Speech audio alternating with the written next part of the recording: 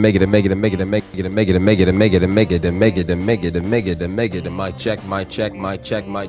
check. What is going on, people? What is popping? Hope you guys are all doing well. We currently have ourselves the FOMC rate hike announcement coming up in just about 15 minutes, just less than 15 minutes. So please do buckle up and get ready for an absolute show. For an absolute show.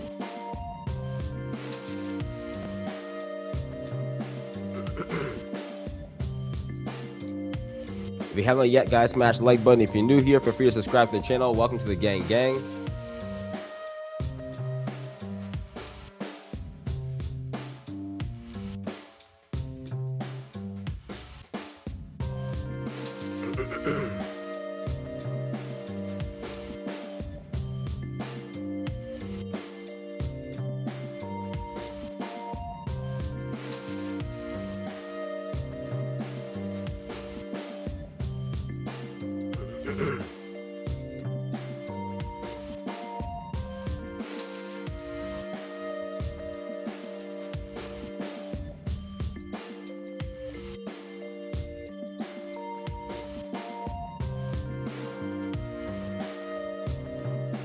All right, let's take a look here and let's see what the market is looking like. Tesla not doing anything right now. SPY. Okay. SPY itself, all bearish. Qs. Bearish. Interesting. Okay. We'll take a look and see how these things look.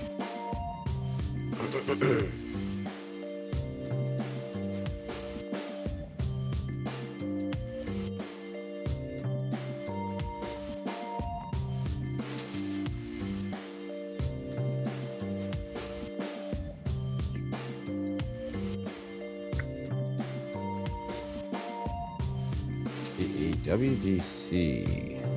Interesting. Looking for some interesting flows here before we get towards the market open.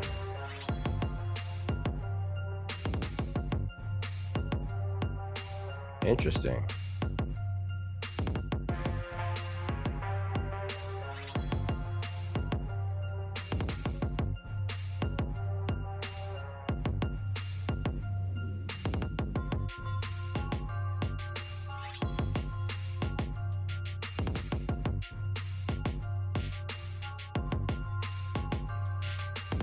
We have ourselves some earnings in the after hours, guys. We do have ourselves after close Microsoft, Amazon, Meta, Google, Ford. So please keep that part in mind.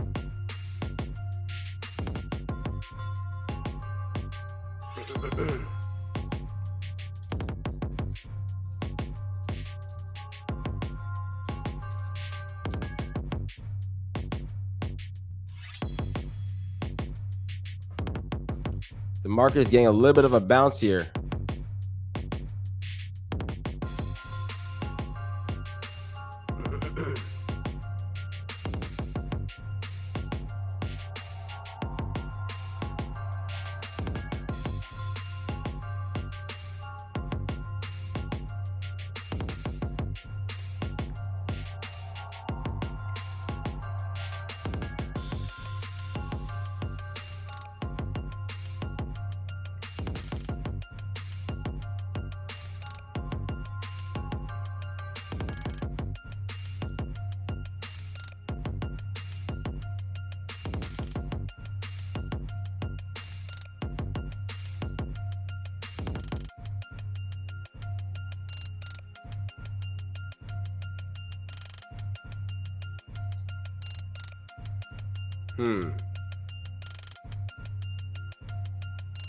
This is not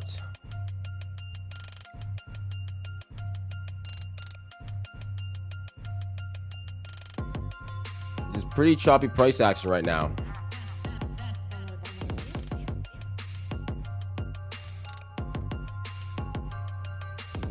Which is not anything I'd be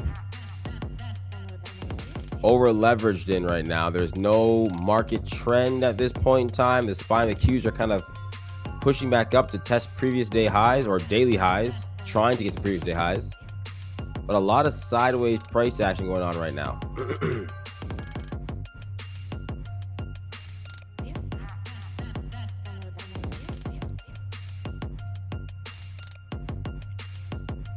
A lot of sideways price action.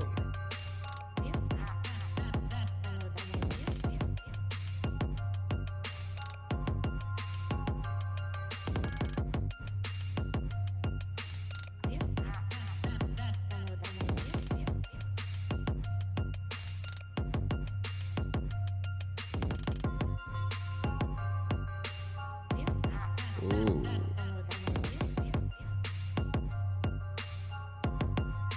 There we go. Perfect. Perfect, perfect, perfect. Fed meeting still hasn't started yet. Still got lots of time. We're chilling. We are chilling. SPY and the Qs starting to march up here a little bit, guys.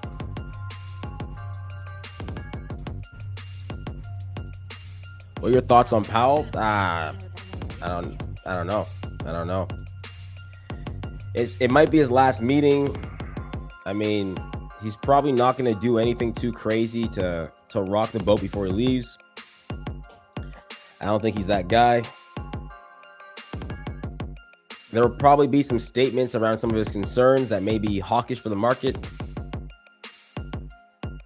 Because I guess he wants to make sure it's very clear of all the things. I think he's going to basically be preparing his final statement on his outlook for the economy and what's going to be required for getting the economy back on track so that he can always reference this speech as an I told you so moment. That's what I think he's going to do. Or try to do.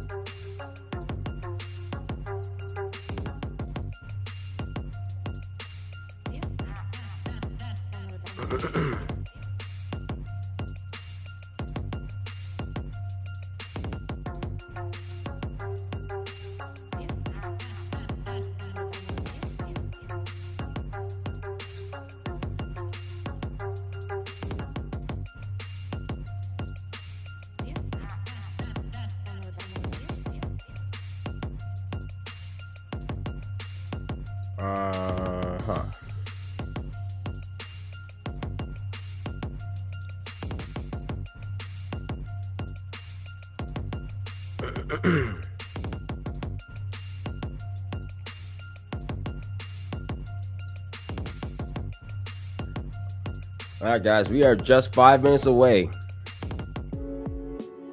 5 minutes away.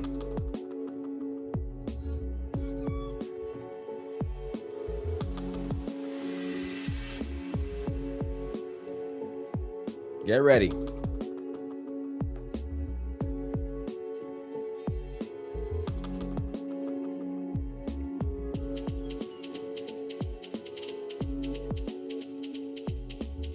Get yourself nice and ready.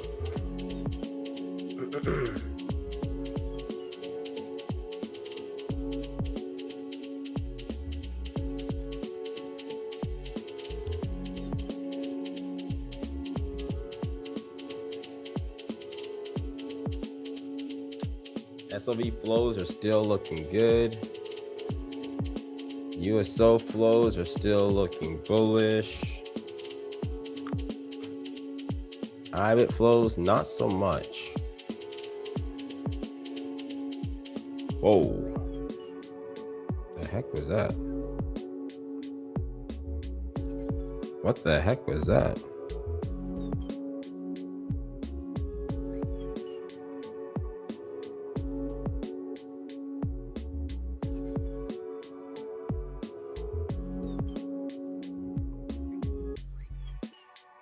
A bunch of 261 puts on IWM just sold off.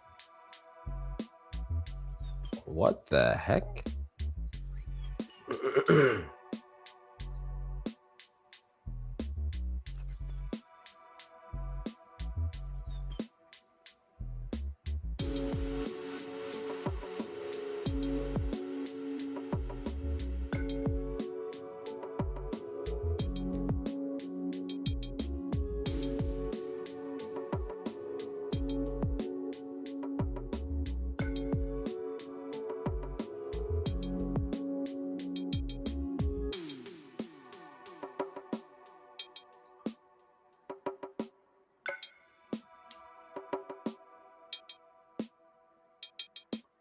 Huh.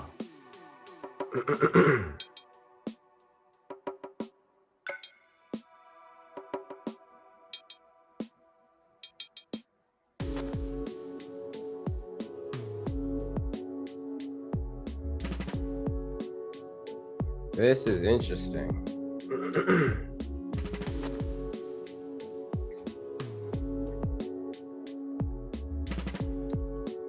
That is very interesting.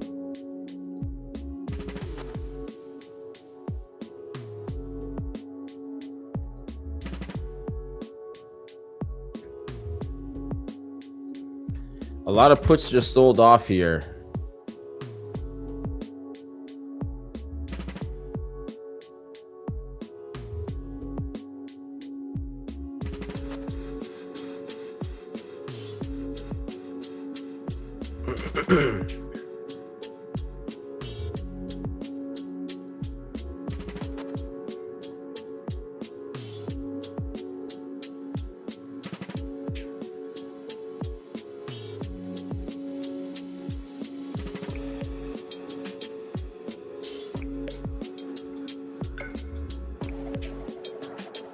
All right, guys, 2 minutes to get the rate hike. Get ready. 2 minutes.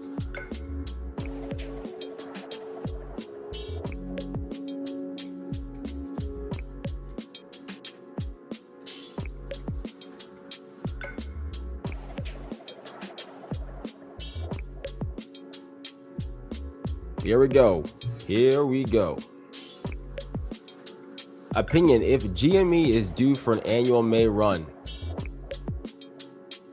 is it due? Yes. Could it happen? Yes. Would the market also need to be looking a lot stronger than it is right now? Yes. From a macro perspective, it has had a great run, but it would need basically a drawdown and then a strong run in order for this thing to actually get off the floor, or some sort of a catalyst, i.e. company acquisition or roaring kitty return. But by itself, with no market volatility, it's going to continue to chop, at least for now. No headlines, no appearances from celebrities, and no market volatility is not a recipe for a breakout. Now, if you get volatility, roaring kitty comes back, and you get a company acquisition from Ryan Cohen, you are in the perfect season to see something move. 10 seconds, guys. 10 seconds. Here we go.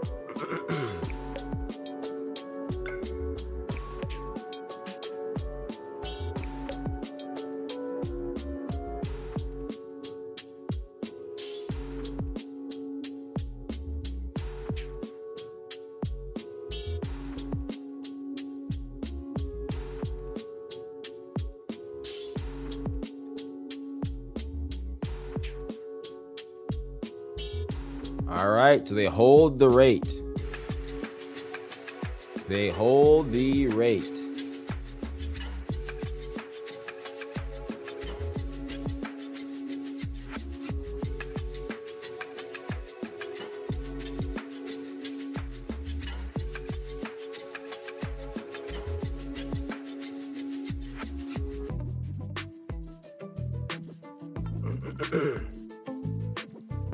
They hold the rate, and the market is not moving too much at this moment. It's kind of just sitting in place.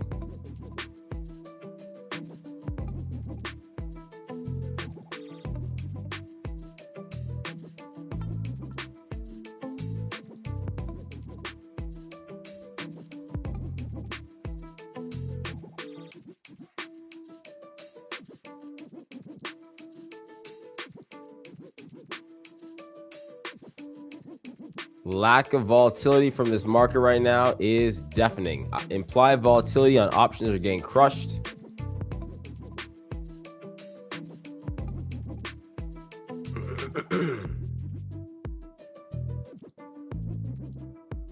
IWM not moving, QQQ not moving, SPY not moving, Tesla standing still.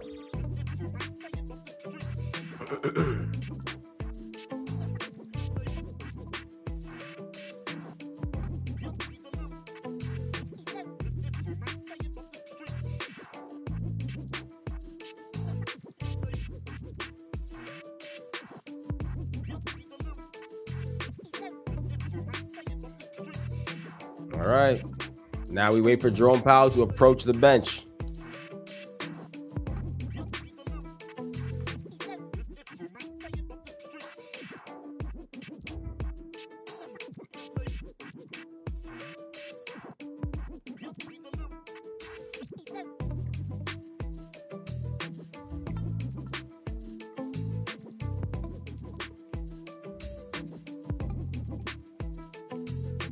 I don't think anything changed at all.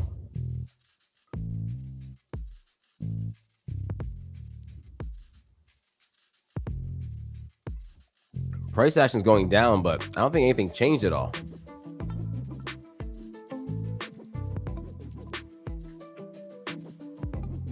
AMD's moving up.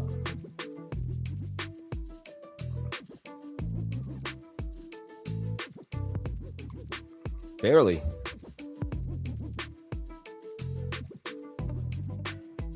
Like barely in as a reaction from the news.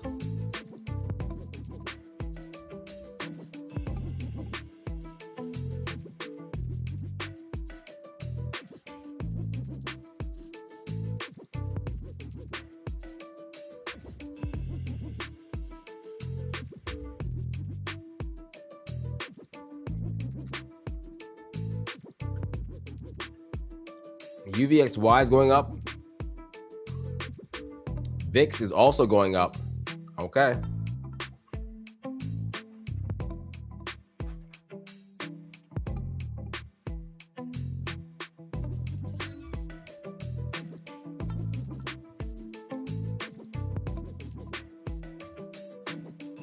Interesting.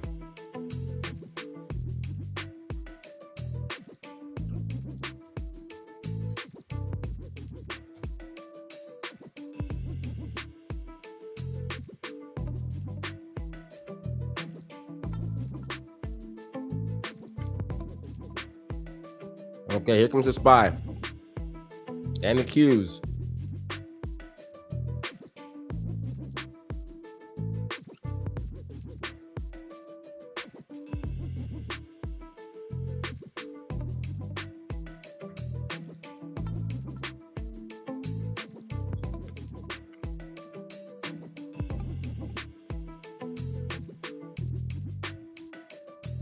The VIX is pushing.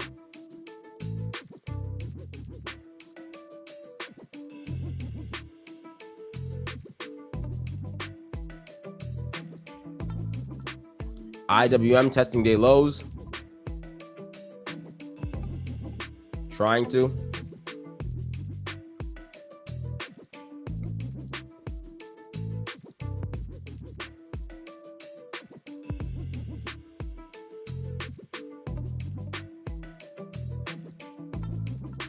It's a very slow move right now, but it is slowly stepping back.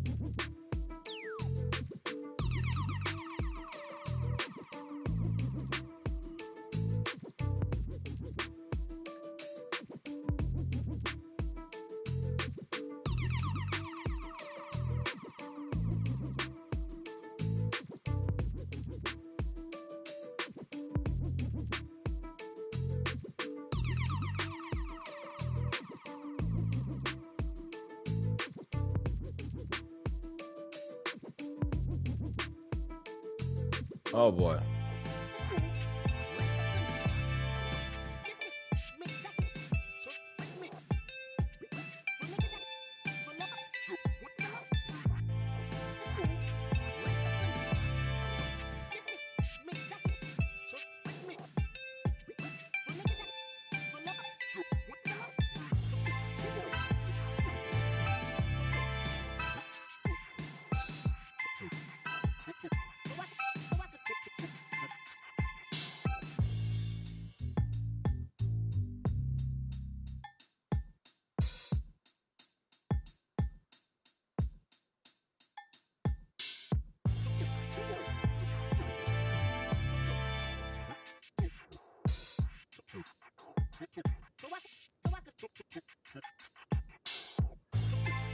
Yikes.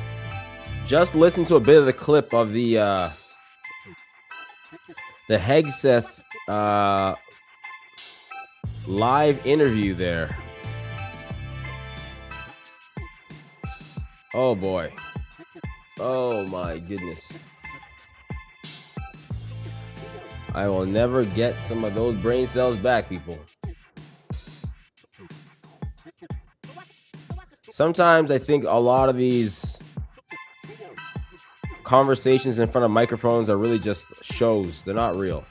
They're just shows.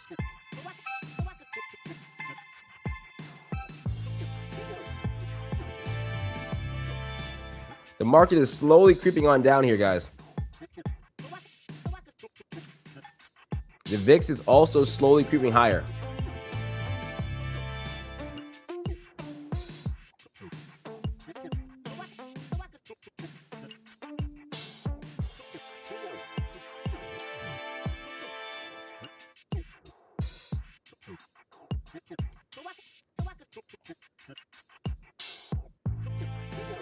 What did he say? Let me see here.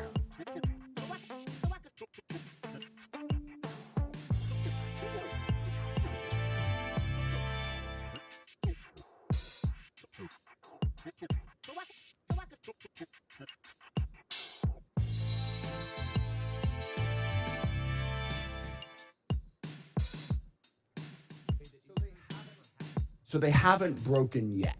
Okay, we haven't gotten there yet for all of the... Well, their nuclear facilities have been obliterated. Underground, they're buried, and we're watching them 24/7. So we know where any nuclear material might Reclaiming be. my time for We're just a watching quick it. second here. Hold on a second, guys. The market is now starting to sell off a little bit here. We are starting to see the spine of the Qs pull back here a little bit. So we're going to get back to that clip in a bit. The IWM just broke day lows here. The Qs are now pressing towards day lows. SPY just broke below day lows as well. This is starting to look a little bit like something. Very interesting here.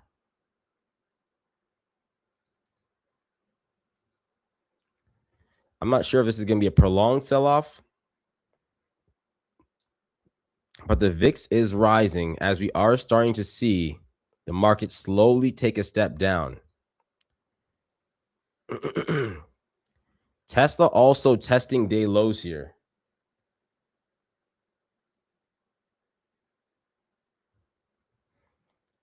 The VIX is still rising and running hot here. The VIX is on fire. This is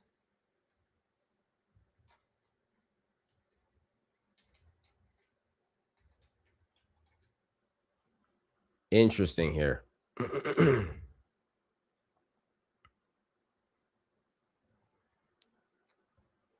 We'll have to wait till the Fed statement at 2:30, but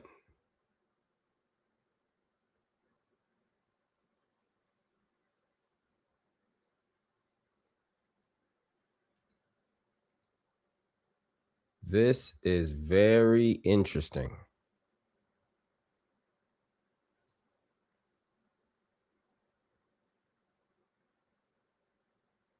All right, let's get back to it. We'll start from the beginning. So they haven't broken yet. Okay, we haven't gotten there yet for all of the... Well, their nuclear facilities have been obliterated. underground. They're buried, and we're watching them 24/7. So we know where any nuclear material reclaiming might be. my time for we're just a watching quick it. second here. We had to start this war, you just said, 60 days ago, because the nuclear weapon was an imminent threat. Now you're saying that it was completely obliterated? They had not given up their nuclear ambitions, and they had a conventional shield of thousands of So missiles. Operation Midnight They're at the Hammer weakest accomplished moment. nothing of substance. It left us at exactly the same place we were before. So much so their that we had to facilities start were a bombed war. and obliterated. Their ambitions continued, and they're building a conventional shield. All right, of let me missiles. try again. It's the North Korea strategy. You know this very well. The North Korea know. strategy was use conventional missiles to prevent anybody from challenging them, so they could slow walk their way to a weapon. President Trump saw Iran at its weakest moment, took an action to ensure, in a way that only the United States of America could do with our Israeli partners, And yet to they ensure their still haven't given conventional up their nuclear. shield was All right. was I brought have to one other heel, which question, we've done. if I could get to it. So that the parts of the hearing that I think are a little bit iffy are the parts where I'm kind of like, you're kind of making your own job more difficult for yourself. You could just say we tried to destroy the nuclear. We tried to destroy the nuclear plants. We didn't quite get it completed, so we went back to finish it. Like, things could have been worded so much more simplistic instead of this word salad that just makes it seem like everything you say comes under questions and more questions and more questions and more questions. It's just a lot. Just a lot. Anyways, that being said, people, Powell is about to take his stand for the last time in his Fed career. At least so we say. So it should be an interesting chat in just about 15 minutes here. Get ready for this.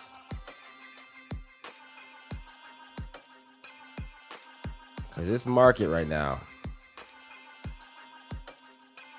I tell you, looking a little bit sketchy.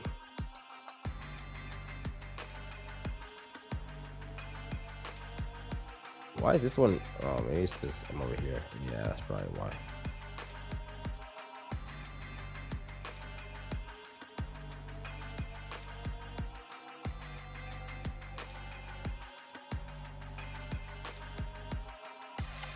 If SPY cannot regain that previous low, I'd be looking at the SPY to come down towards 703 at some point in time today. I'd be very careful.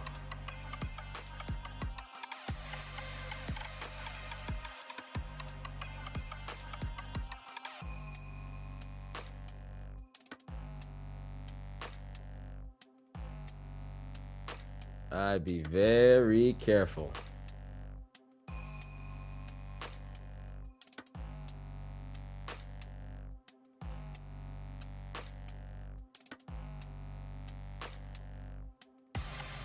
All right, that marks the 15 minutes until we get Jerome Powell on stage. I do have the Fed talk ready for whenever he wants to jump onto the mic.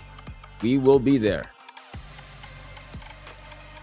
Thoughts on where INTC breaks after consolidation? In my opinion, INTC broke out already today. Oh.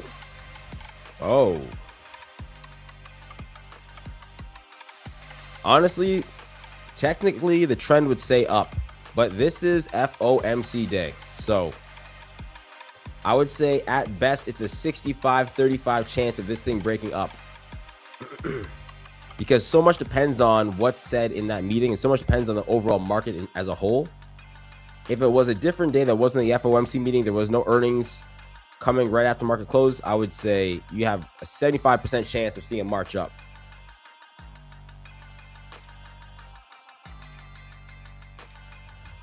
Around a 75% chance of seeing this thing go higher. That's what I would guess.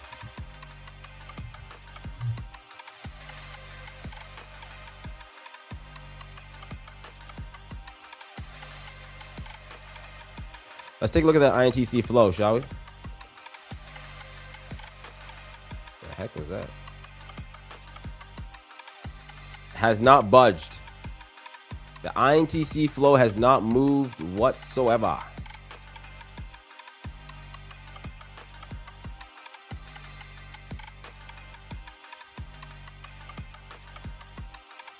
Take a look at Tesla. 24 million in bearish flow.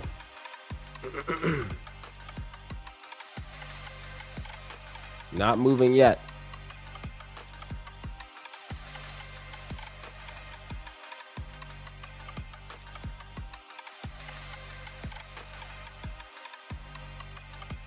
No worries at all.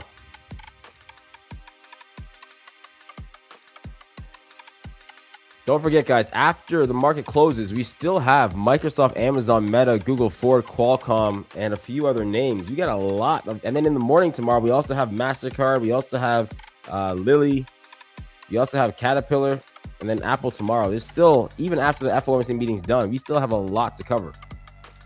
A lot. MSTR thoughts? Let's pull it up. It's been selling off pretty hard here. I'm not gonna lie. It's stuck between a rock and a hard place. If it can fill this gap back down towards 150, I'd feel much more confident about going long. But they also have earnings next week, Tuesday, so keep that part in mind. Chat, whatever names you guys are looking at, throw it in the chat. Let's see it.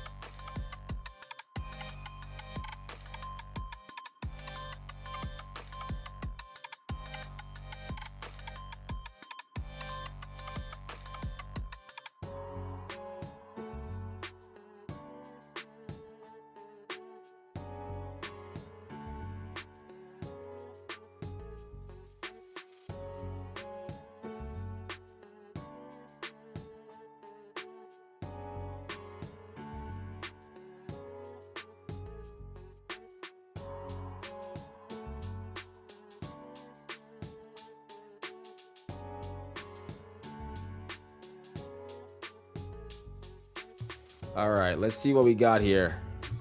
As this market wants to do its shake it up and down thing. Okay, we got ourselves ASTS.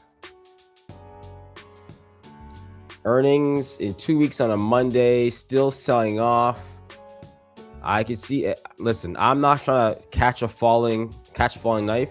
Either it can reclaim back above maybe 75, 76 bucks, or it's just going to continue back down towards 50. But there's no setup here for this at this time. For me. To me, this was supposed to come down a long time ago. Like a month and a half ago. It got a double top here at roughly 102 and then started to retrace from here. Yeah, not looking to do anything here yet. Let's see. Reddit. Hammer candle. Earnings tomorrow. Not touching this because there's earnings tomorrow, but as long as it stays above, actually, honestly, if it could pull back down here towards roughly 129, that would be ideal. Back towards that golden pocket again for that third potential entry would be perfect. QCOM looks strong to start off the day today. This is actually looking like a pretty strong chart here with QCOM. Earnings after hours though, so again, not touching it. Guys, everything that has earnings this week or today or tomorrow, not touching it. Plug Power looking very good here. I think Plug got the move from BE.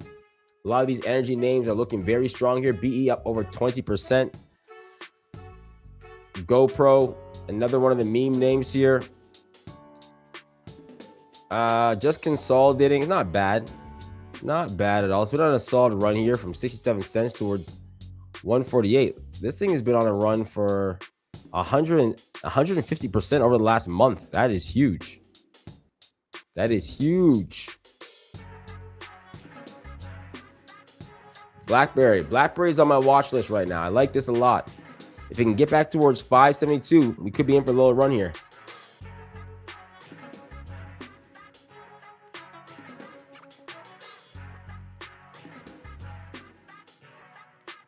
A lot of these names are looking real good.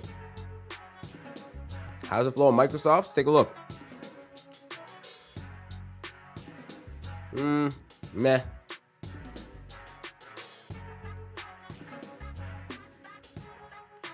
Let's go to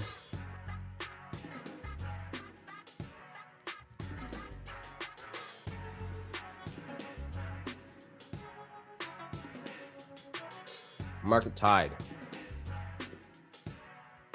Oh my goodness. That bullish flow from INTC is huge.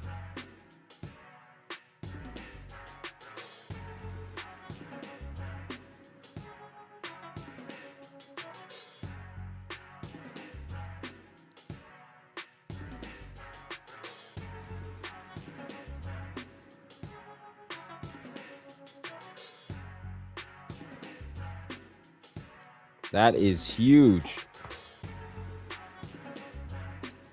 INTC's bullish flow is insane.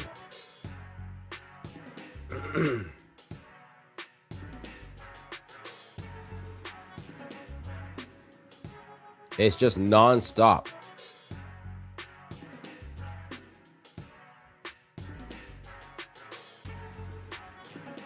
I'll see what the most bearish flow is.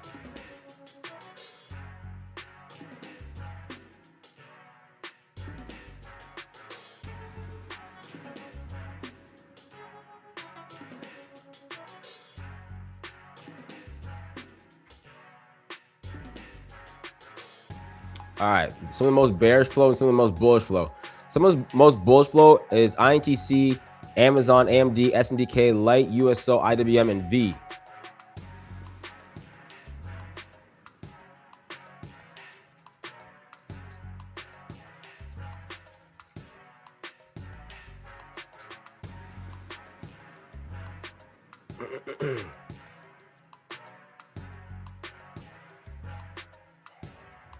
Oof.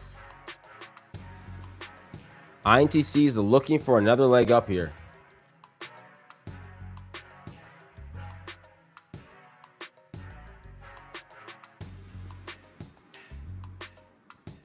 Jerome Powell is in 5 minutes, guys. 5 minutes.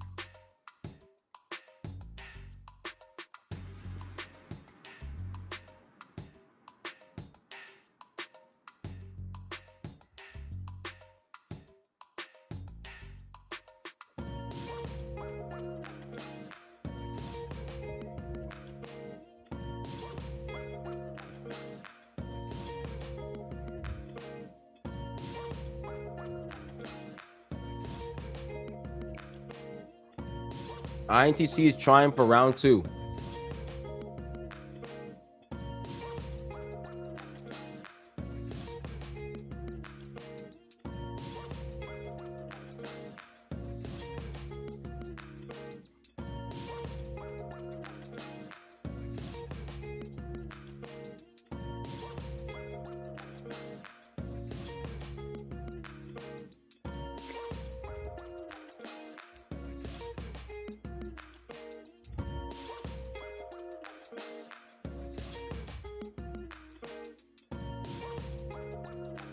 This is insane. What do you think about the Meta earnings? Bearish?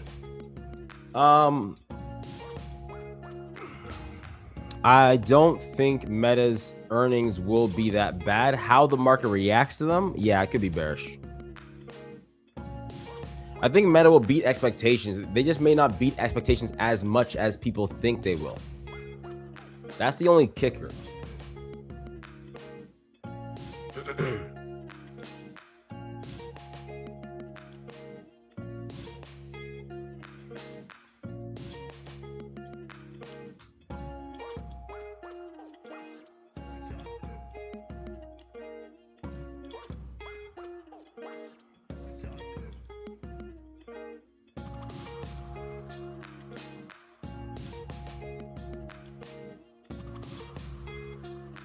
They're pricing in a 69% move.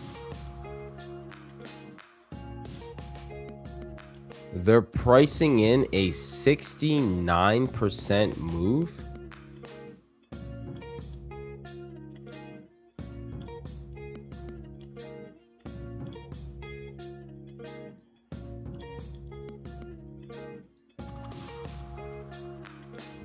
What?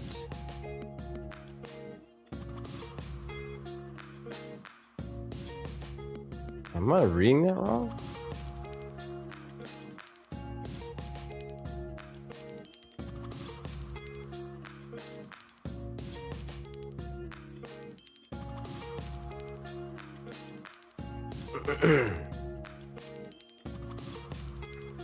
Jesus Christ.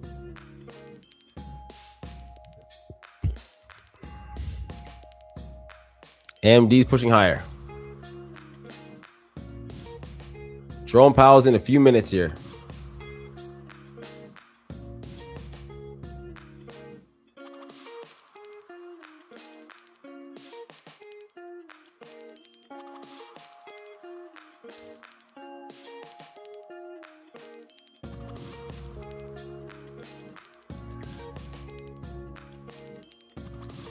Just waiting and watching.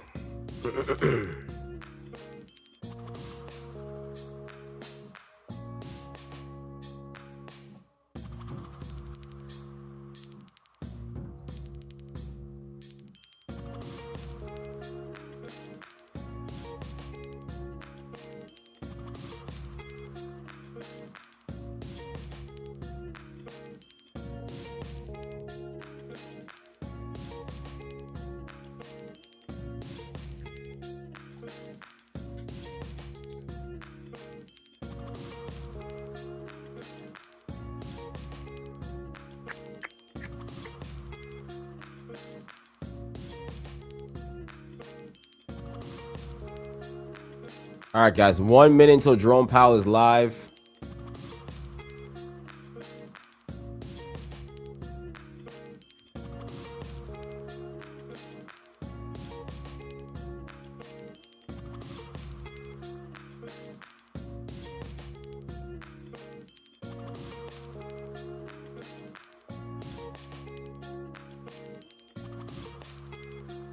We're gonna wait.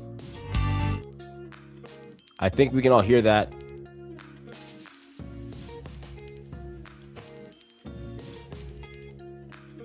As soon as he's live, people,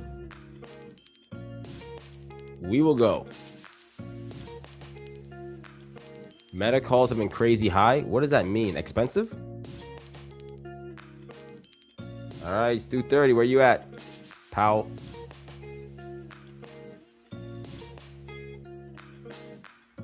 We'll wait for him to pop up here. Here we go.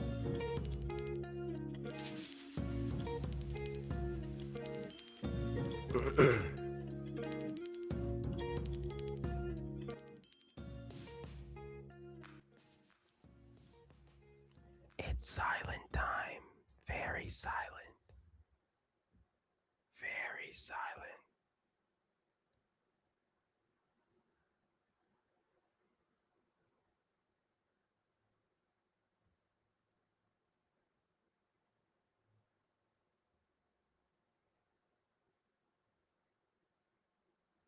Okay, come on, guys. Let's do this. Come on. Come on. Come on. You can do this.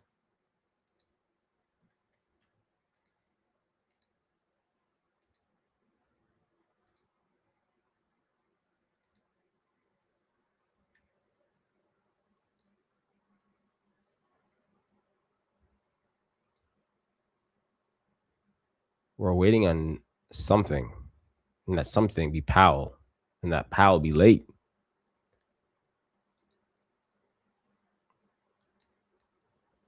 Good afternoon. It has been brought to my attention that I am no longer the Fed chair.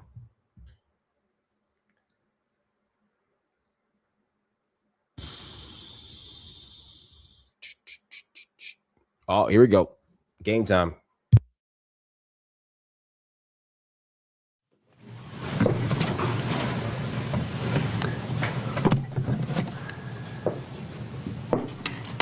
Good afternoon.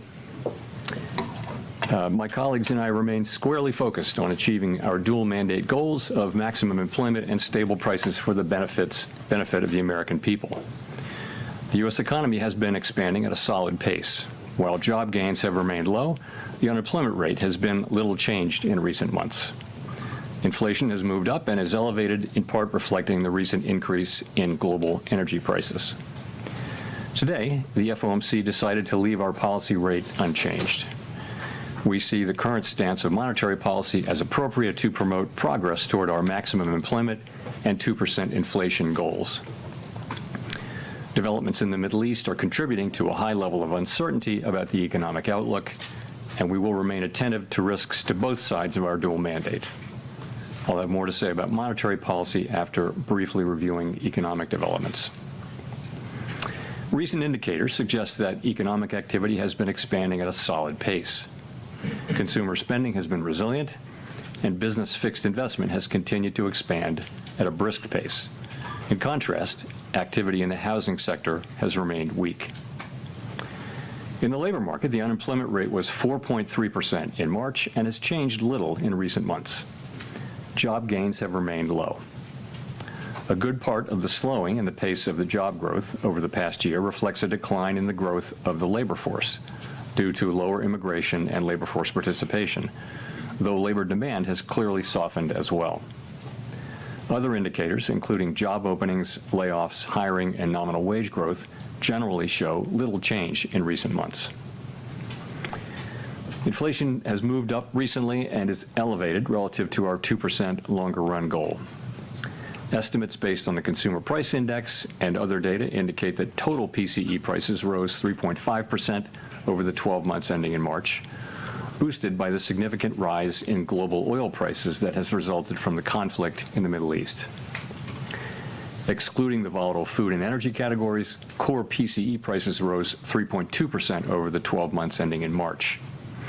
This relatively high rate largely reflects the effects of tariffs on prices in the goods sector. Near-term measures of inflation expectations have risen this year, likely because of the substantial rise in oil prices. Most measures of longer-term expectations remain consistent with our 2% inflation goal. Our monetary policy actions are guided by our dual mandate to promote maximum employment and stable prices for the American people. At today's meeting, the committee decided to maintain the target range for the federal funds rate at 3.5% to 3.75%. The economic outlook remains highly uncertain, and the conflict in the Middle East has added to this uncertainty. In the near term, higher energy prices will push up overall inflation. Beyond that, the scope and duration of potential effects on the economy remain unclear, as does the future course of the conflict itself. We will continue to monitor the risks to both sides of our dual mandate. We are well positioned to determine the extent and timing of additional adjustments to our policy rate based on the incoming data, the evolving outlook, and the balance of risks. Monetary policy is not on a preset course, and we will make our decisions on a meeting-by-meeting basis.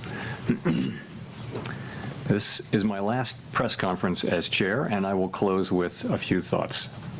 First, I want to congratulate Kevin Warsh on his advancement out of the Senate Banking Committee this morning. Here we go. This is an important step forward, and I wish him well as that process continues.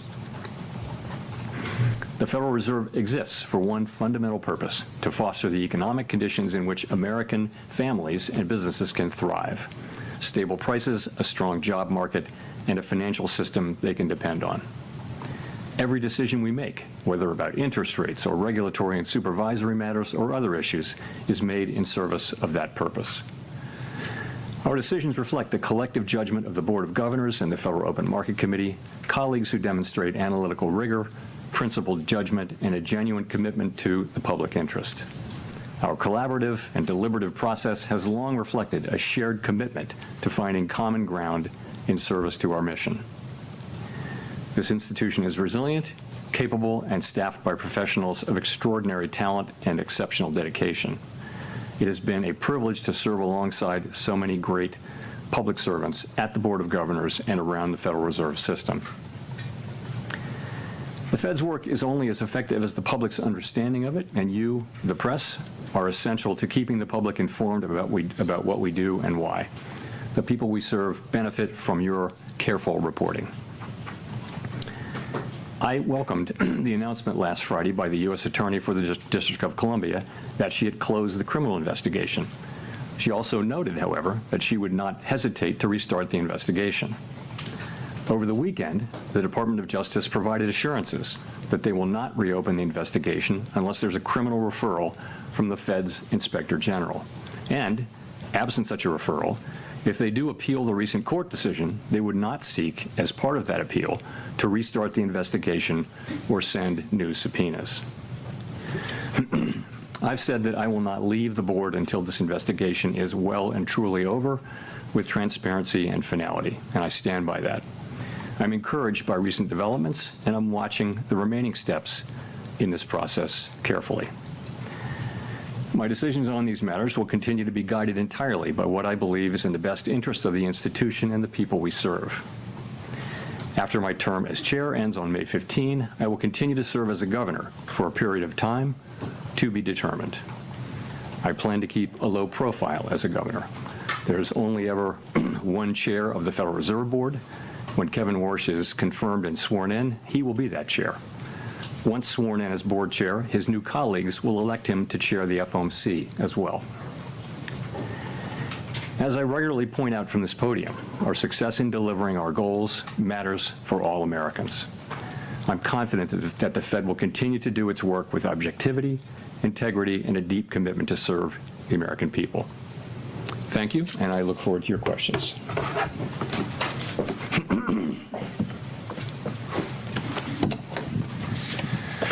Thank you, Mr. Chair. Appreciate the kind words about the press. Often doesn't come from the podium in different places, but appreciate that. Can you talk about what is gone into your decision to remain on the board? What kind of criteria are you weighing, and how long might you stay? Thank you. Sure. So, my concern is really about the series of legal attacks on the Fed, which threaten our ability to conduct monetary policy without considering political factors. And I want to note here, this has nothing whatever to do with verbal criticism by elected officials. I've never suggested that such verbal criticism is a problem, and neither has anyone else here. But these legal actions by the administration are unprecedented in our 113-year history, and there are ongoing threats of additional such actions. I worry that these attacks are battering the institution and putting at risk the thing that really matters to the public, which is the ability to conduct monetary policy without taking into consideration political factors. It is so important for our economy, for the people that we serve, that they can depend over time on a central bank that operates that way, free of political influence. It's part of the absolute foundation of this amazing economy that we have. It's just one of the many reasons why the U.S. economy is the envy of the world. That piece of institutional architecture separates successful countries from unsuccessful countries. It is extremely important, not for the people who work at the Fed at any given time, but for the people that we serve, that the Fed remain able to conduct monetary policy in a way that doesn't get pulled into politics, trying to help or hurt any particular politician or political party. It's critical for the people that we serve. In terms of when I would leave, I will leave when I think it's appropriate to do so. Was that all your questions, or was that? Well, I just have a follow-up, which is, what would you say to the criticism that by remaining on the board, you're actually taking a political act and denying President Trump the majority of the board, which as president he would have if you left? I don't see that at all. As I mentioned, I'm literally staying because of the actions that have been taken. I had long planned to be retiring, and the things that have happened in the last 3 months have, I think, left me no choice but to stay until I see them through at least that long. In addition, I don't see how this will interfere. My intention is not to interfere. I was a governor for almost 6 years, and the tradition is at the Fed that governors who understand how difficult the role of chair is, and as a soon-to-be former chair, I do understand how hard it is to get consensus with 19 strong-minded people. You work with the chair. You try to be heard, but also collaborate with the chair and try to support the chair when you can. When you can't, you can't. And I think that's the attitude that people generally take, and that's the attitude that I'll take. Nick. Chair Powell, if I could ask about the inflation outlook. In March, you described the standard practice of looking through energy shocks as conditional on inflation expectations staying anchored. Since that meeting, there has been very little progress reopening key energy trade corridors.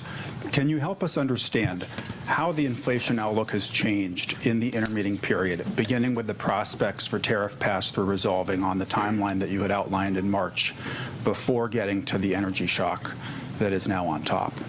So, I would look at it this way. For a long time, we've been working on the hypothesis, really, that tariffs would lead to a one-time price increase and that would go away over time. In other words, that there would be no further change, so measured inflation wouldn't reflect that higher level going up more and more. And it's time for that to happen. We really do expect that to be happening in the next 2 quarters. So we'll be watching very carefully to see that what we've thought all along would happen. That's the kind of critical part of the forecast. We need to really see that. With energy, it's so hard to say. I mentioned, in sort of the textbook, you would look through an oil shock because they tend to be short-lived and they tend to revert, and monetary policy works with long and variable lags, so you wouldn't necessarily react right away. I think that is all the more true given that we're several years above 2% inflation and that we're already looking through the tariff shock. So I think we're going to be very cautious about that. But the question about looking through energy really is not in front of us right now. It hasn't even peaked yet. And I think we'd want to see the backside of that and progress on tariffs before we even thought about reducing rates.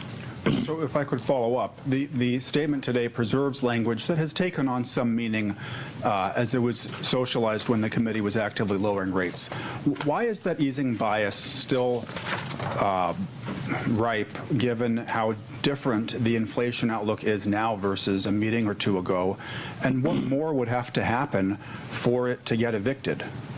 So that was, as you will recall, we had a discussion about that at the last meeting, and we talked about it in the press conference after the March meeting. We had the same today. We had quite a vigorous discussion about that very issue and the guidance, and is it still appropriate and that kind of thing. And I would say that the number of people on the committee who either could support that language changing to a more neutral stance so that a hike is as likely as a cut, that number has increased over the intermeeting period, and it's easy to see why. I mean, it's a good question, right? You see, inflation has moved up over the interim a bit. Core inflation's 3.2 now, moving, albeit just a little bit, in the wrong direction. And we know that there will be, that there's headline inflation coming out of the Gulf, and we don't know how much that will be.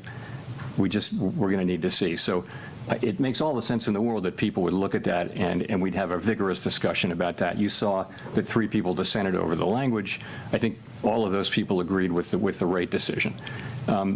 So the majority of the committee did not want to do that, and I didn't think we needed to do it at this meeting. It really was just a question of why do we need to do that now? We have so much to learn. There's so much uncertainty about the path ahead. There doesn't need to be any rush to make that decision now, because what happens in the next 30, 60 days, even by the next meeting, could really change the picture around that language. So, it's a much closer thing on the committee than it was in March, and that makes all the sense in the world, it seems to me. Claire. So Claire Jones, Financial Times. Just going back to this issue of the easing bias, we've now got oil approaching $120 a barrel when it comes to the benchmark Brent crude. If it stays around those levels 6 weeks from now, what would be your best guess as to whether the easing bias will still be in the statement? Thank you. I wouldn't want to guess. Well, first of all, we're going to have new leadership in all likelihood by then, and new leadership is going to have a very important role to play in that. So I won't be standing here at this podium to answer your question. So I don't know. As I mentioned, that's all I can really say is that we had a great discussion about that today. It's gotten to be a better question in the interim period. We had the discussion. A majority are still on the page of not feeling the need to move to that level, and that's where I am. I get it, though. You know, at a certain point, you would move, and that conceivably could come as soon as the next meeting.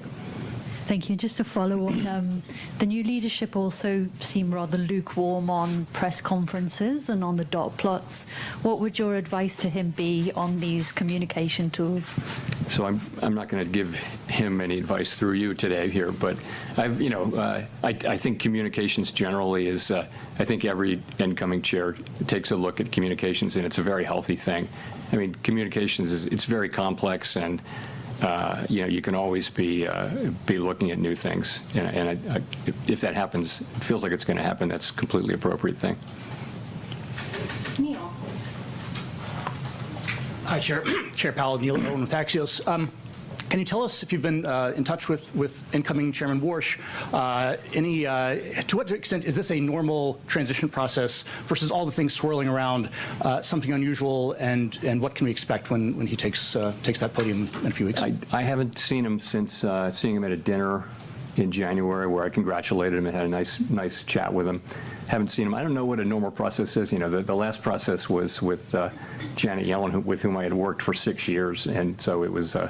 We were sitting down the hall from each other, so it was a very different thing. I think this is and will be a very normal, standard kind of a transition process. So that's what I expect. I have every reason to think it will be. Quick follow-up: is the Supreme Court ruling on Governor Cook a factor in when you may leave as a governor? I wasn't thinking of it as such, but no, not really. I mean, I'm thinking more of the other things I mentioned. Chris. Hi, thanks for taking our question. I wanted to ask a question about your tenure, and Chris Rugaber at Associated Press. During your tenure as chair, you often spoke about how disadvantaged Americans benefited from extended periods of low unemployment. In the new framework the Fed adopted in 2020, some economists say elevated the Fed's employment mandate.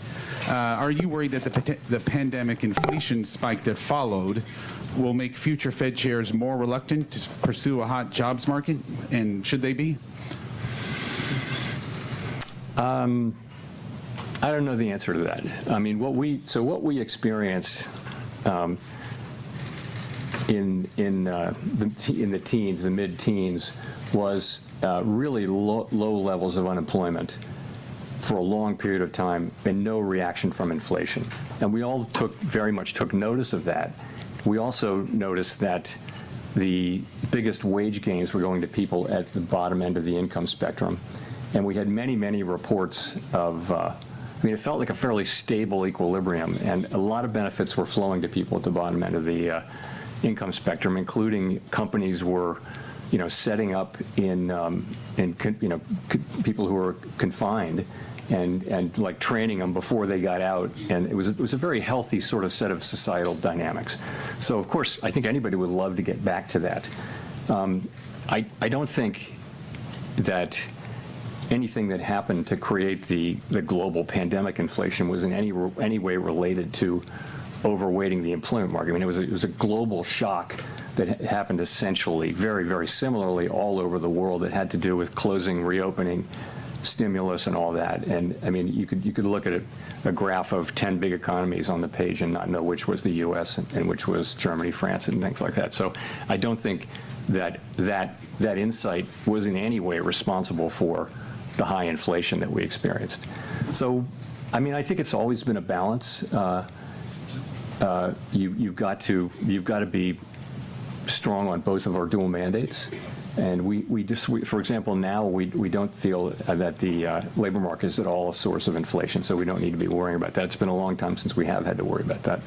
Well, actually, during the pandemic recovery, the labor market was super overheated and tight, and that's when we had to worry about it, but not now. Just on the other issue, do you need more assurance from the Justice Department before stepping down? Is that what you're waiting for, or what else? I'm waiting, for the investigation to be well and truly over with finality and transparency, and I'm waiting for that, and I will leave when I think it's appropriate to do so. Michael McKee. Michael McKee from Bloomberg Television and Radio. I'd like to ask you if you could explain a little more or characterize a little more the discussion about the two-sided view and interest rates, because there were some members of the Open Market Committee who've been suggesting that we may need to raise interest rates even absent the war because inflation was not coming down fast enough. Is there any sense that interest rates might have to go up, or was this just a setup to sort of warn people that you're worried about the war impacts? So nobody, the three dissenters and others who could have supported that, and others who were, who were voters and non-voters who preferred it, they all supported the rate decision, right? So people are not saying we need to hike now. It's more a question of, don't we kind of feel that we should be neutral? And what are markets doing? People argue that this is consistent with markets are doing.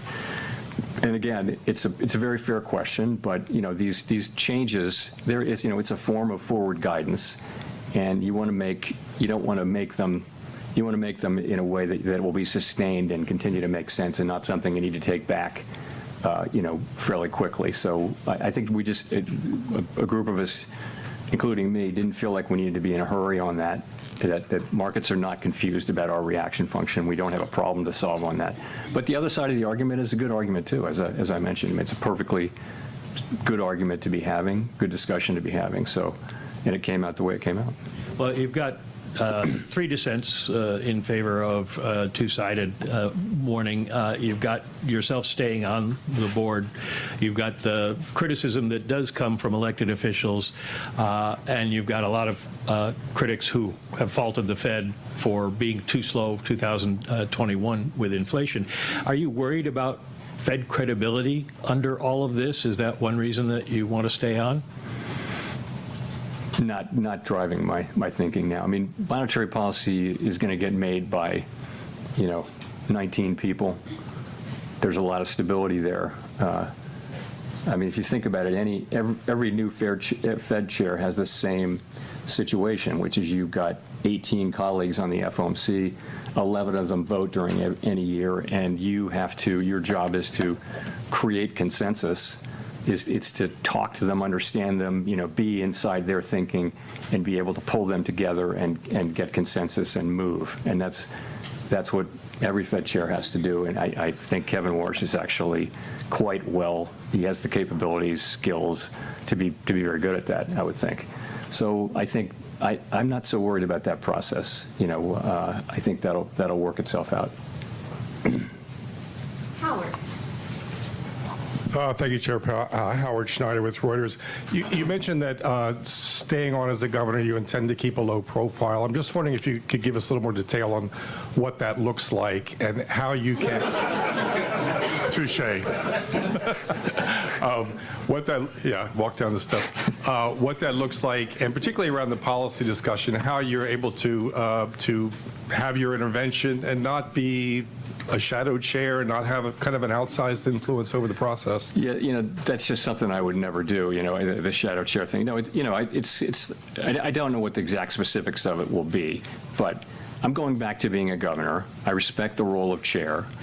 I was a chair. I was a governor for 6 years, and I know what that's like. I know, and I had a pretty front row seat particularly with Chair Yellen, to whom I was close when I worked with Chairman Bernanke for 2 years, but I was brand new at that time, so I got a sense of what it was, and I had real sympathy for how hard it is to get that group to consensus. And I always felt like I don't want to add to that unnecessarily, and that means try to support the chairs where the direction the chair wants to go in, if you can. If you can't, you can't. And I think that's the way it's always worked there, because the chair only has one vote, plus the ability to develop consensus. And if people won't be, they won't, if they're not flexible at all, then how do you ever do that? And so that's why the authority the chair has really is to develop relationships with people and work with them, and then put something forward that has consensus. And I propose to be a very constructive participant in that process, really out of respect for the office of the chair. And in your view as a soon-to-be governor, how do you see the risks of oil prices bleeding into core inflation in coming weeks? Because that was, it seems like the commentary that was coming from particularly some of the Reserve Bank presidents, they were elevated concerns about the bleed into core. And, here we are with 3 cents now. What do you see as the prospect of a core inflation problem?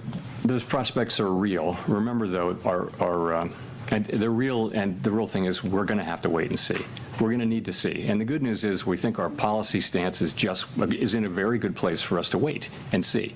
We're right kind of at the high end of neutral or perhaps mildly restrictive. The labor market shows more and more signs of stability, whereas inflation is kind of misbehaving. And so maybe a little bit of restriction or the high end of neutral is just the right place to be. So we can wait here and see how things work out before we act. And we'll see how much how much does come through into core. You see it already in airfares, of course, but you may see it in many other places. We just don't know yet, and it's so unknowable because how long will the strait be closed? You can develop any number of scenarios that you want, but we really won't know till we know. So fortunately, we're in a good place to wait and let things develop. Thank you. Thanks, Mr. Chairman. You started holding post-meeting press conferences for every meeting as opposed to the ones with just with SEPs. Can you talk about why you see that as a net positive? So we always said when we were doing quarterly press conferences, we always said we can move at any meeting, but we only ever moved at the quarterly SEP meetings where we had the press conference. So if you think about it, during the pandemic, we were moving like a lot at every meeting and sometimes between meetings, and doing that without a press conference, I think, would have been quite challenging. It's become the industry norm. It's the standard. I don't know whether that has to remain that way. I don't know. I mean, it's just something people have become used to, and I do think it's quite helpful to, I try to deliver a message on behalf of the committee rather than 18 other people going out and delivering their message, and it's going to be all over the place because we do, thankfully, have widely disparate views.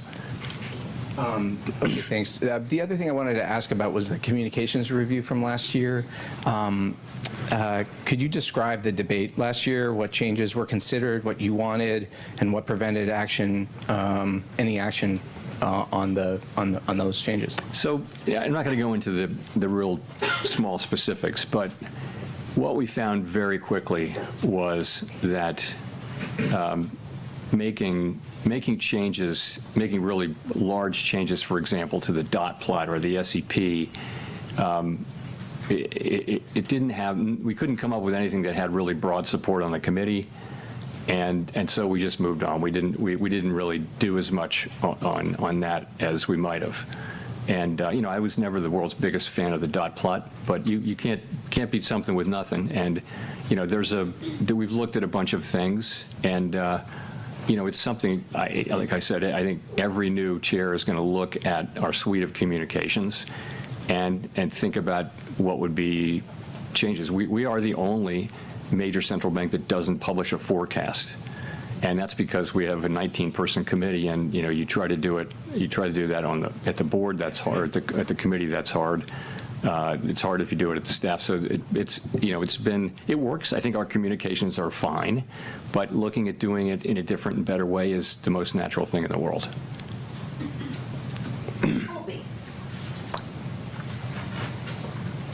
Thank you. Colby Smith with the New York Times. If I could follow up on Mike's question about hikes, are we right to assume that the hawkish outcome for the Fed is still one in which the committee just extends the pause in rate cuts? And to what extent is there a growing sense within the committee that monetary policy really isn't just restrictive at all right now? The economy is holding up relatively well despite this major energy shock. The unemployment rate has ticked lower. Inflation was moving sideways even before the war and is now moving higher. So where is the committee at on that debate? Where we're at is we think our policy rate is in a good place. If we need to hike, we will certainly signal that, and we will certainly do it. And if we need to cut, then, or if it's appropriate to cut, then we'll signal the opposite. I think because we feel like we're in a good place to move in either direction. nobody's calling for a hike right now. So it really is going to depend on how things evolve, and that's really where it is. As I mentioned, much closer question this cycle on changing the guidance, but ultimately we didn't. And as it relates to the war, at what point do you think the risk to growth will be larger than the risk to inflation as this conflict drags on? You just have to find that out empirically. Given our the fact that we're a big exporter of energy, and that our economy is far less energy intensive, oil intensive than it was during the 70s, the effects on the United States are really substantially less than those of Western Europe or Asia, who are feeling much greater effects from these things. The effects we're feeling in the current situation currently, and in sort of what's priced in, which is a relatively quick outcome. If this goes on for much longer and prices go much higher, then we'll feel that much more. And of course, I'm talking about aggregate inflation numbers. We're very well aware that people are experiencing higher gas prices all over the country now, and that hurts. And those hikes may continue to happen. And other things are going to start to reflect airline fares I mentioned, and other products and services that are dependent upon petroleum and derivatives of petroleum. People are going to start to feel that. Edward. Thank you, Chair Powell. Edward Lawrence with Fox Business. So I guess I'll just ask you directly on this. The markets don't see a rate cut at all this year, is what they're predicting. Do you think that we are at the neutral rate? Why or why not? The neutral rate is we cannot know it with certainty. I think pretty close to the neutral rate. Yeah, I always had it between 3% and 4%. We're a little north of 3.5%. So that's well in the range of what I would consider a reasonable, but at the higher end of the range of what I would consider reasonable neutral rate. I think the labor market is still probably cooling off just a little bit, and I don't think there's much of a case for any case really for policy looking meaningfully restrictive, maybe mildly restrictive or neutral, I would say. And I want to follow up on some of the other questions about your future a little bit. The first time we've seen 4 dissents now since October of 1992. Are you handing off a divided Fed? The thing to remember is we have always had vigorous debates, and they're excellent debates. I have to say they've been really good. And we're in an unusually difficult situation. So we've really had 4 supply shocks. You can say more than 4, but at a minimum, we had the pandemic, we had the invasion of Ukraine, we had tariffs, and now we have Iran and the oil, the oil spike. So every supply shock has the capability of driving inflation up and unemployment up. And what do? The central bank has a really hard time knowing what to do. So the right thing to do is to try to balance the achievement of those 2 goals, and that's what our framework calls for us to do. But these are really tough, difficult judgments. You've got to have a forecast for each variable. You've got to think how long it's going to take to get back to target. You got to think how restrictive or not is policy. So it's only natural that you have a range of views on the committee. People are going to see it different ways. They're going to have different risk tolerances and that kind of thing. I mean, if everybody agreed, that would be surprising, and I think it's partly a function of the extraordinarily challenging set of supply shocks that we've been dealing with now for 5-6 years.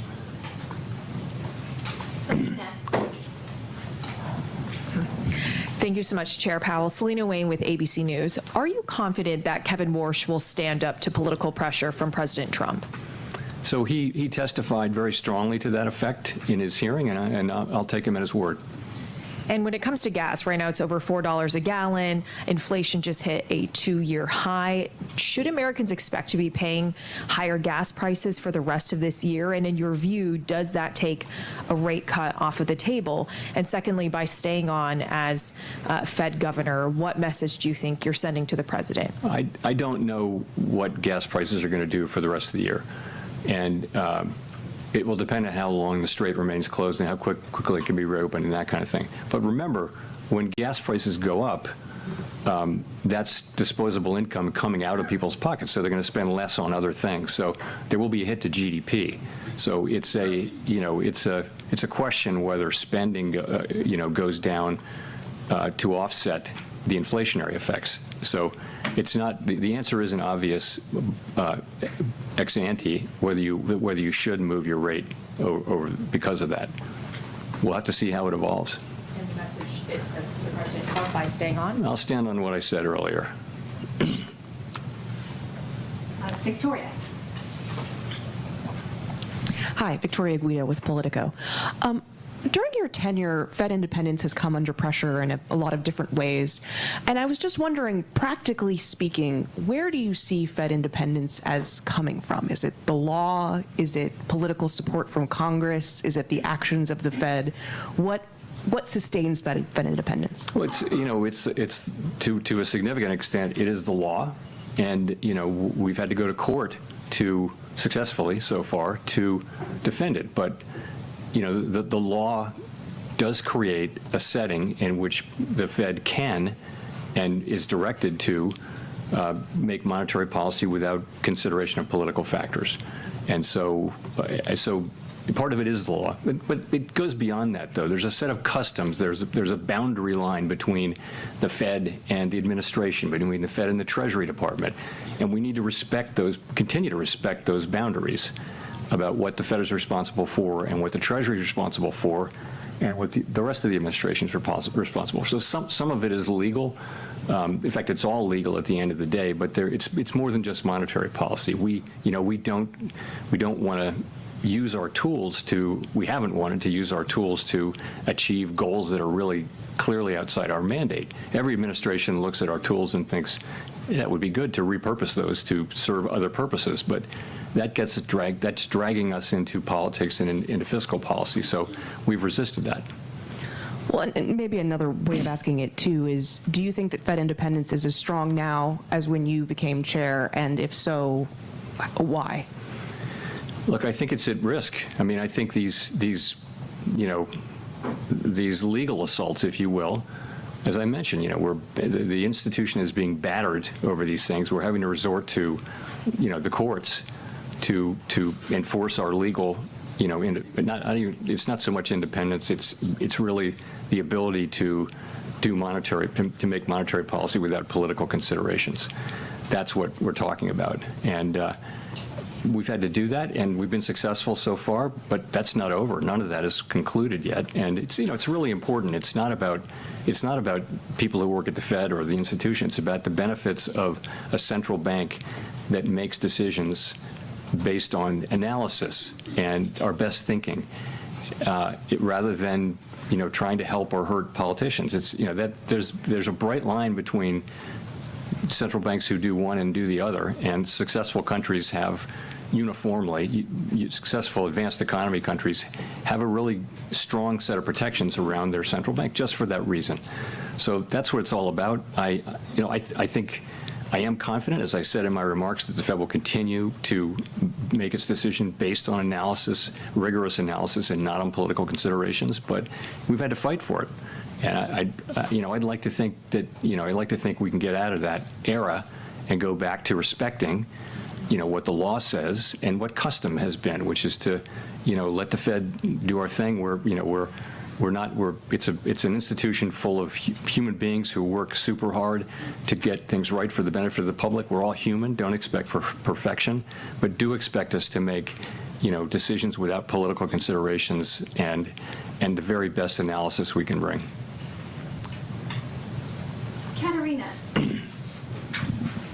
Katerina Saraiva, Bloomberg News. How would you characterize what you've heard from your colleagues on your decision to stay? Do you have their support? And then have you heard concern from your colleagues about continued legal attacks from the executive branch? Is this something that others have, talked to you about? So I think that I don't want to report on what my colleagues think. They can speak for themselves. But there are widespread concerns that these things may continue. That's all I'll say. And and that would be a problem. And So. And then I just also wanted to ask about Governor Waller's speech on the reserve banks. Do you have any thoughts on centralizing some of those functions in the way he described? And then are you concerned that something like that could potentially be a slippery slope to, to consolidate reserve bank functions even more in such a way where the central bank ultimately loses some of that important regional information? So we try to be good stewards of the public's money and efficient, and Chris Waller is particularly passionate about that. Of course, so are the presidents, and it's a question of how do you accomplish it. We of course, and Chris said this in his speech, we want 12 strong independent central banks with their own staffs and their own monetary policy views and all that. But there are things that are done in all 12 which could well be done at one much more efficiently and with cost savings. And so there's a back and forth going on that, but everybody's on the same page.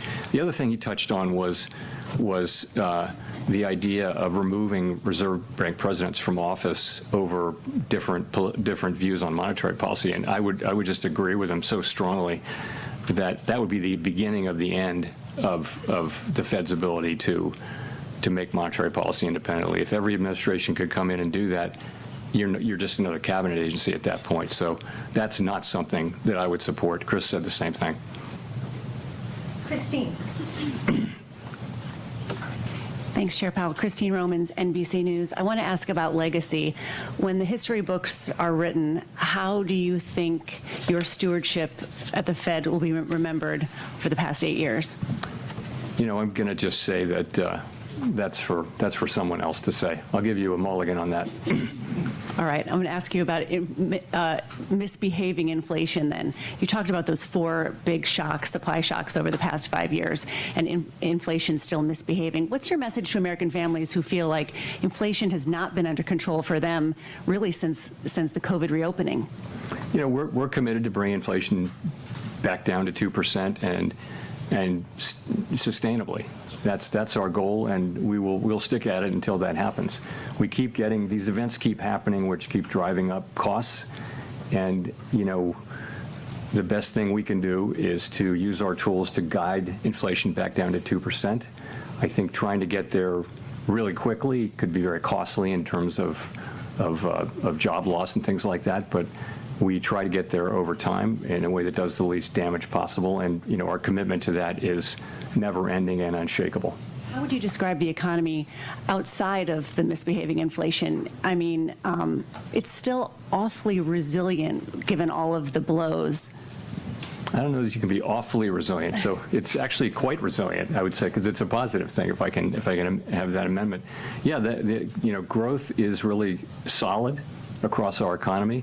Some of that is that consumer spending is hanging in pretty well. The most recent data are good. And some of it is just the apparently insatiable demand for data centers all over the United States. So a lot of business investment going into building data centers, and every reason to think that continues. So you've got an economy that's growing at 2% or better. PDFP, which is private domestic final purchases, which is really a better signal of a momentum in the economy, is actually higher than that. So that's a positive thing. If you look at the unemployment rate, it's 4.3%. So that's a low rate. That's pretty close to mainstream estimates of the natural rate. We've been there for a long time.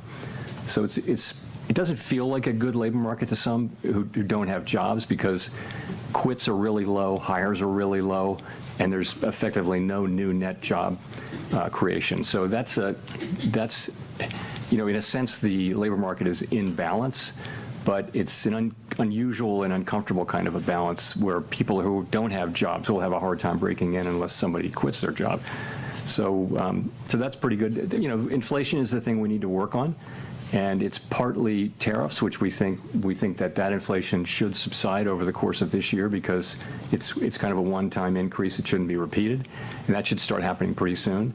The energy inflation that we're getting should go through fairly quickly, and we'll just have to see how that works out. In the meantime, we think our policy stance is in a good place for us to hold and wait developments. Jennifer. Thank you, Chair Powell. Jennifer Schonberger with Yahoo Finance. At the risk of beating the dead horse here, clearly 3 members objected to keeping that easing bias in the statement. And you said that the majority still didn't need to move to new language at this point. So does the majority of the committee still have a bias towards cuts at this point, or has the bias on the committee shifted away from cuts towards holding or hikes if that was needed? So I think that, the center is moving toward a more neutral place, and that's sort of what markets are saying too. I just think, there's a lot of signaling going on when you change guidance like that. And so we just, I guess a majority of us didn't feel like we needed to send a signal on that right now. But maybe it'll come to that. And the reason is because, we're kind of waiting to see what happens with events in the Middle East and what are the implications of those events for the U.S. economy. So there's a group who feels like we don't need to be in a hurry to do that. We get it. And of course, we will move to a hiking bias if we want to hike, and we'll move to a neutral bias before that. But there was a difference over whether to do it at this meeting, at a meeting at which all but one of us agreed that the rate decision was correct, which was not to move. And you just said moments ago that you believe Fed independence is at risk. Is it safe to say that you want to stay on as a governor to serve as a check and balance on that? I want to stay until I will stay until I feel it's appropriate for me to leave. And yes, that is really what is driving this.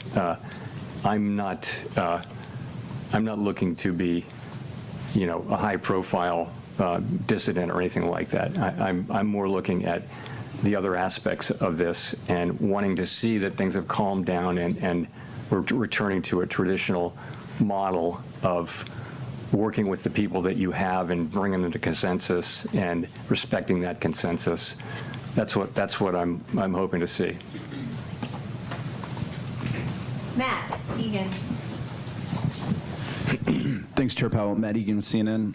You've made many tough decisions in your time at the Fed, and as your time as chair comes to a close and you think about your tenure and perhaps your legacy, are there any decisions that stand out as ones that you're particularly proud of? And are there any that, with the benefit of hindsight, you would take a mulligan on?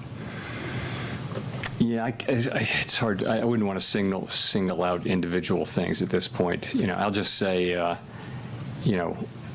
we, all of us together, have consistently tried to do what we think is best for the American people based on our tools and our objectives that Congress has given us.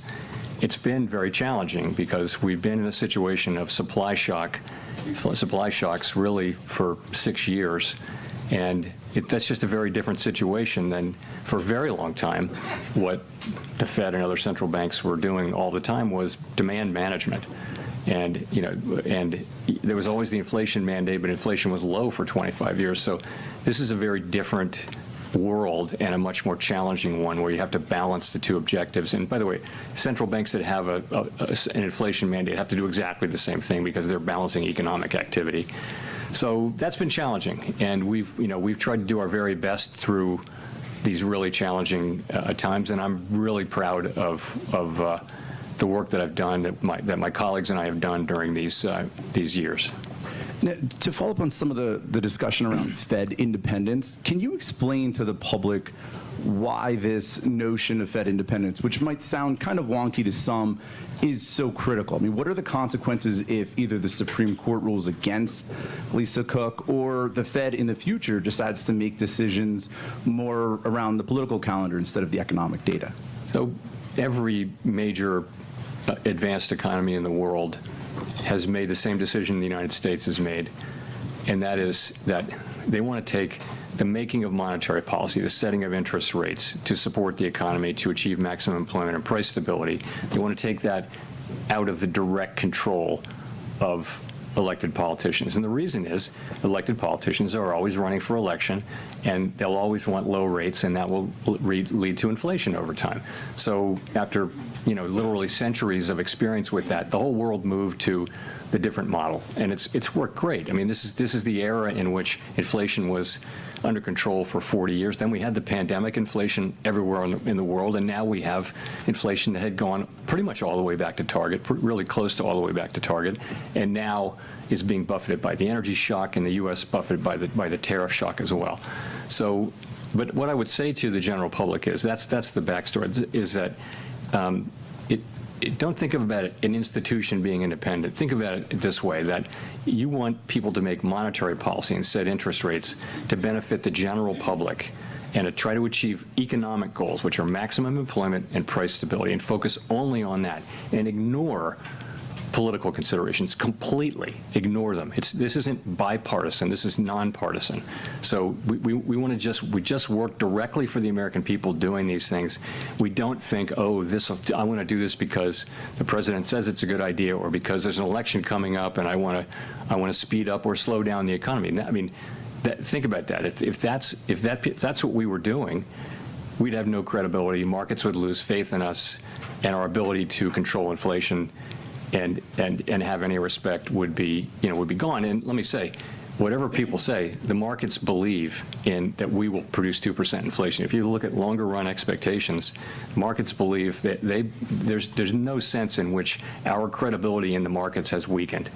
It's just not the case. It's people do get it, that this is our commitment and that we will achieve it, and it's priced in. If you disagree with that, then you can go ahead and bet against the markets, but the markets are pricing in Fed credibility. Okay, we'll go to Richard for the last question. Thank you, Chair Powell. Richard Escobedo with CBS News. We talked a lot about gasoline prices and even you mentioned airline ticket prices, both of which are up dramatically because of the war in Iran. And so I wonder, are you seeing that weigh down consumer spending in other parts of the economy? And if so, how worried are you that that will be a drag on growth? You don't see it in spending yet. You really don't. I mean, as one of your colleagues said, the economy has been resilient. It really has. Not just this time, but it's been remarkably resilient for some years now. The U.S. economy has just powered through shock after shock, and consumers are still spending, and that's what the banks will tell you, credit card companies will tell you, the retail sales numbers that we got most recently. People are still spending, and how long can that go on in a world where if gas prices were to go up a bunch more, that's taking otherwise spendable money out of people's pockets. But right now, we don't actually see much slowdown yet, certainly none from this, but you think logically you will, because people have a certain amount of money to spend. If they're spending 25% more on gas or something like that, then that's going to come out of other spending. But we don't see it yet. One last thing. You mentioned those economies in Southeast Asia that are particularly dependent on petroleum. They make a lot of the stuff that American consumers buy. So was there any discussion today about whether or not those costs getting passed along to consumers is a real concern, and whether or not that might push up inflation? So all of those things are in the models that we use to calculate inflation. So they're just parts. You can ask about anything like that, and they have a place. The staff has a place where they're looking at that and pricing in what will happen with higher prices and that kind of thing. So it's there. The effects are not that big yet. We're a huge economy. The import sector is only 10% of the economy, so we're not like a European country where 50% of the GDP is in the external sector. We're also, as I mentioned, we're an oil exporter, so we're not feeling the same kind of pain, and we're not likely to feel the same kind of pain that economies in Western Europe and certainly in Asia are feeling. Anyway, thank you very much, everyone. I won't see you next time.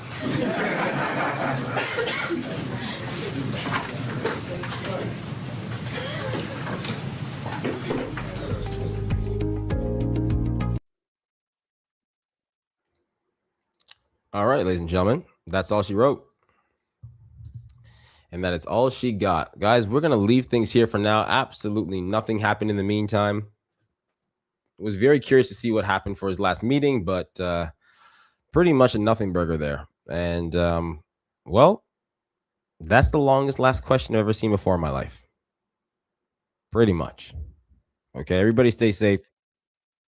We will be back again tomorrow morning. First things first in the morning. We have ourselves a ton of earnings this afternoon. And I'm pretty excited.